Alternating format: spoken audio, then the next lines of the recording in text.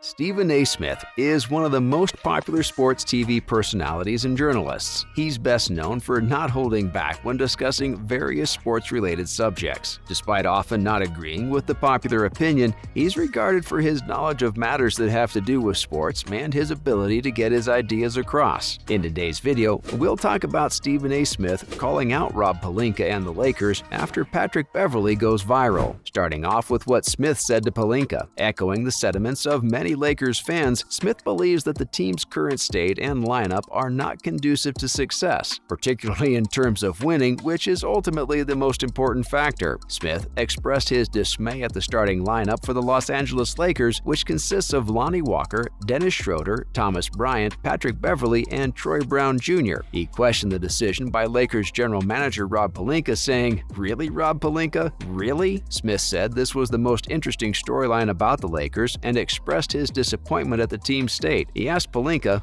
"What's up, bro?" The implication is that Smith believes the Lakers are in a difficult position and that their starting lineup is not up to par with their usual or competitor standards. It's safe to say that the current state of the Lakers is not what was expected when the team acquired Westbrook through a trade last year. Rather than achieving success and allowing LeBron James to ease into a lesser role as he gets older, the Lakers have struggled to put together a strong supporting cast and are now suffering as a result. Next up, what really happened that triggered Smith so badly? We already know the fact that the Lakers lost the game to the Phoenix with a 130-104 score on Monday, 19th December, but what's baffling everyone's mind is that this isn't the first game that the Lakers have lost that they could have won. They've constantly been losing out on games that should have rather been theirs, and like most fans and critics, it's got to do with the lineup. While the Lakers are missing out on key players such as the Big Three of Anthony Davis, LeBron James, and Russell Westbrook, the additional absence of other important players like Austin Reeves and Juan Toscano-Anderson left them with a less than strong starting lineup. It's important to know, however, that the Suns were also missing out on some of their key players. These included Devin Booker, Cam Johnson, and even Cameron Payne. But despite the absence of such strong names from both sides, the game between the two teams was still expected to be a very competitive one. Despite their storied histories of success in the NBA,